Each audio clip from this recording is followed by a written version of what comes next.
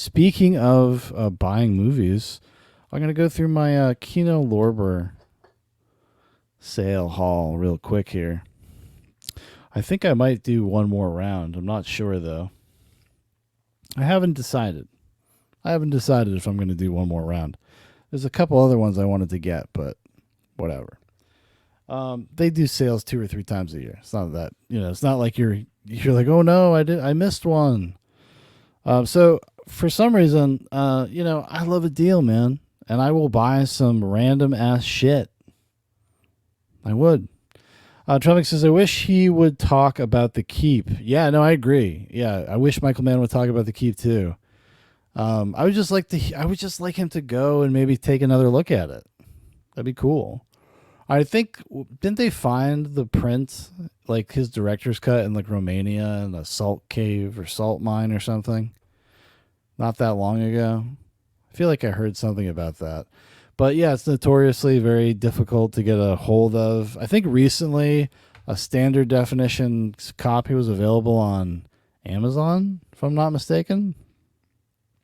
Trubbing says, such a weird movie to make after Thief.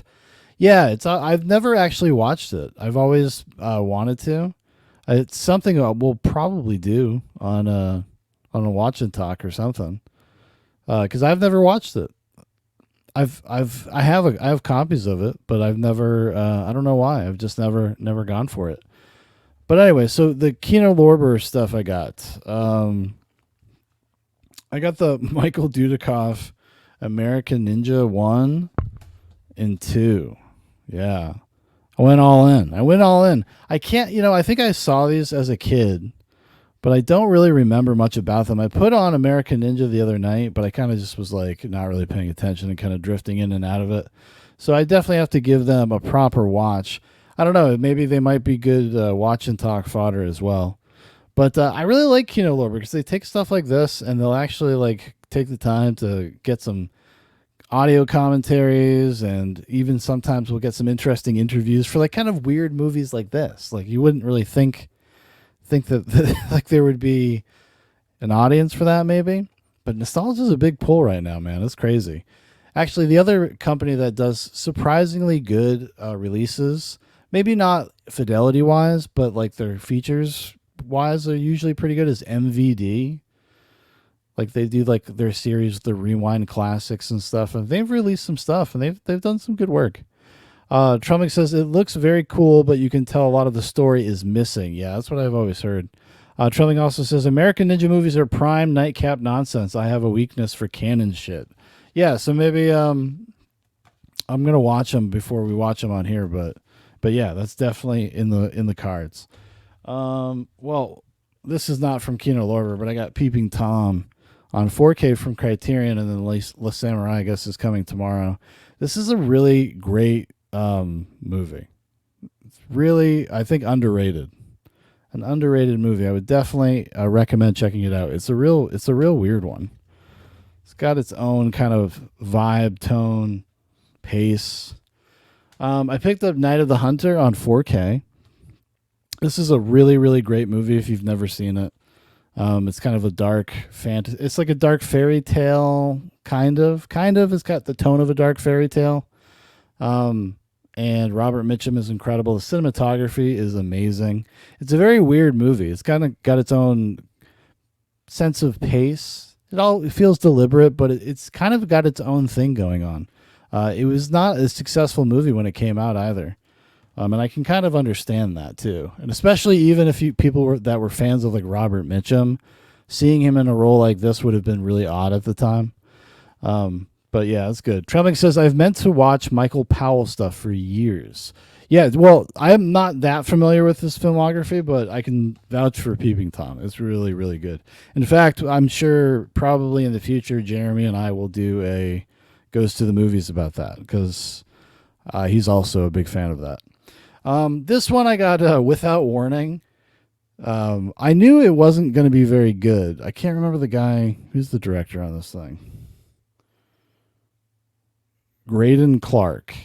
It's a name. It's not somebody I'm very familiar with, honestly. I put it on the other day, but I didn't really give it my full attention, so I got to go back to it. But I kind of got it because of Jack Palance. That's really why I got it. And I think it was like $7. So, and you know, it was really cool. A lot of these came with slip covers too. So I felt like I was like, man, hit pay dirt on that shit. Tremlick says all that Powell Pressburger stuff from the 40s and 50s. Yeah, that's, I mean, I've probably seen some of it, but I just didn't realize that's what it was, honestly. Tremlick says without warning is Predator, but shitty before Predator and played by the same guy who played Predator. Oh, interesting. I didn't know that. So like I didn't really get a chance to dive into the special features, but from what I saw, what I watched of it, what I did pay attention to, yeah, it looked pretty shitty, like pretty low rent. But there's, you know, there's entertainment in that, and it's got some audio commentaries and some interviews and stuff, and I'm like, I'm all about that shit. This next one, this was a blind buy. I haven't seen it. It's a Dennis Hopper's directed Backtrack. It has the theatrical cut and a director's cut on it. I've heard decent things about this, but I've never seen it. I don't actually know very much about it, honestly. I know that it had kind of a tortured post-production, if I'm not mistaken.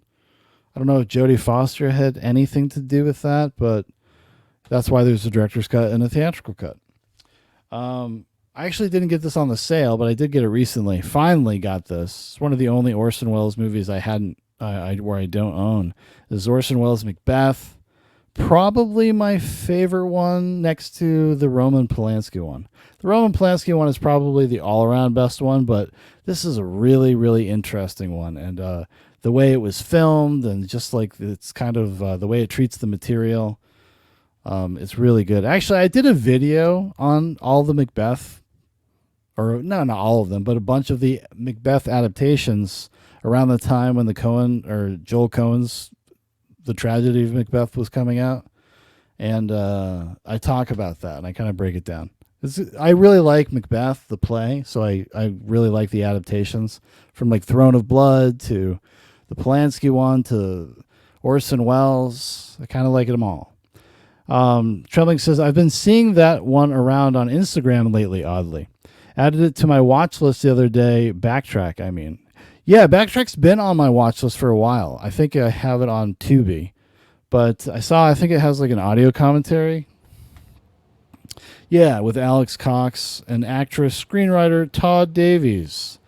And I like Dennis Hopper. Like even if I don't love the movie, I'm sure I will enjoy Dennis Hopper.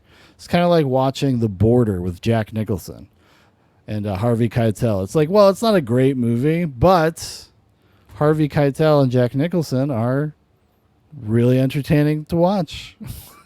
Tremlick says Orson Welles' Macbeth is my favorite one. His Othello is my favorite too. Oh, his Othello is great. I have that as well. Well, I didn't buy that in the sale, but I do have De Palma's Blowout in 4K, which is fucking awesome. I actually ended up watching this on the 4th of July. Before I went to bed, I finally picked up a copy of The Complete Metropolis. This is really kind of more for posterity. I mean, I definitely will watch it and revisit it. And I kind of want to check out there's a documentary on here about the restoration. That will probably be pretty interesting. But, you know, it's kind of like, as a movie nerd, as a guy that collects movies and shit, it just kind of felt like it needed to be part of the collection. Needed to come home. So this next one, another blind buy. I love Charles Bronson. So this is Violent City. But it's also there's two different versions of the movie on here. One of the titles is The Family, and the other title is Violent City. And I think they each are on their own disc. Violent City are they sequels? This is a very confusing thing. See, like I know so little about it, I don't even know what I'm talking about. But anyway, Shooting Violent City. Loaded Gun, Vengeance, Violent City was directed by Sergio Salima, Face to Face, Pounding. Also includes The Family. It is. Okay, so 3 years later it comes out in the U.S. as The Family, which is edited down. But anyways, interested to check it out. Always like a good Bronson flick, even when they're not great. I kind of just still enjoy them. Then I picked up a Leviathan. They actually, Kino Lorber just put out a 4K of it, but this Blu-ray is from the same master. It's from the same 4K scan, the new 4K scan. So I was like, it was like $8 cheaper on Blu-ray, and I was like, well, I like Leviathan, and I love me a good 4K, but I don't need to have it in 4K. And I bet you, I haven't popped this in yet, but I'm sure it looks great. George P. Cosmatos directed, Peter Weller starring. It's got a great cast, great ensemble. Ernie Hudson's in this. It's good stuff. But I actually really love this movie. I love like working class sci-fi shit. I don't know why. I like seeing dudes on rigs at the bottom of the ocean. Tremlick says, I got to see that one. I haven't seen any Bronson's Italian stuff. I've seen like kind of a smattering of it. What? There's one called like the one that walks in the rain or something. It's like kind of a little bit of a murder mystery thriller, and Bronson's a cop. But I can't think of any others off the top of the dome. This next one is called The Beast. This is another one I don't know very much about. It has, what's his name? Oh, what's the actor? Jason Patric. I think it's about something like in war in Afghanistan. But a couple of years ago, when I used to do daily movie reviews, I got an email. Somebody recommended The Beast. They were like, I think you'd really like The Beast, and I'd really like to hear your thoughts on it. So years later, email, guy who sent that email, I'm going to get to it soon. And you know what? In honor of you, inspiring the purchase, I'll definitely do a review of it. Trump says, I like Leviathan more than The Abyss personally. I think I kind of agree with you. I like The Abyss up until kind of like the last 20 minutes. It just gets too hokey. It gets too wishy-washy for me. I don't know. Trump says, The Beast is a cool Russian-Afghanistan war movie from what I remember. Yeah, that's right. I hope it's good. This one I just kind of wanted to have, Blind Fury with Rutger Hauer. I'm a big Rutger Hauer fan, dude. And I like when he was in these movies. Like, we did the watch and talk with Split Second. I liked when he was kind of slumming it in these kind of C-tier, kind of close to B-tier action movies. Because he's always seems like he's having fun, He's like Nick Cage before Nick Cage. Before Nick Cage was just doing all those random direct-to-video action movies, there was Rutger Hauer.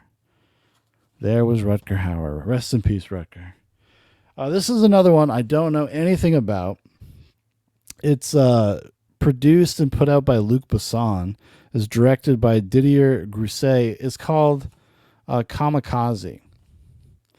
And I don't know anything about it. It sounds really interesting. Let me see what it says here. From co-writer, producer Luc Besson comes the sharp and sumptuous sci-fi comedy thriller Kamikaze. Michael Galabru is Albert. He's old, bored, batty, and unemployed, but brilliant with computers. Albert embarks on a mission to get rid of the people he hates most, the televised kind, and invents a way to kill TV announcers on air from the comfort of his own home. Police are baffled, but what? Police are baffled, but Richard Boringer, as Inspector Romain Pascat, dedicates himself to the chase. Also starring Dominique Levant, the cult 80s classic Kamikaze bursts with slick widescreen visuals by cinematographer Jean-Francois Robin.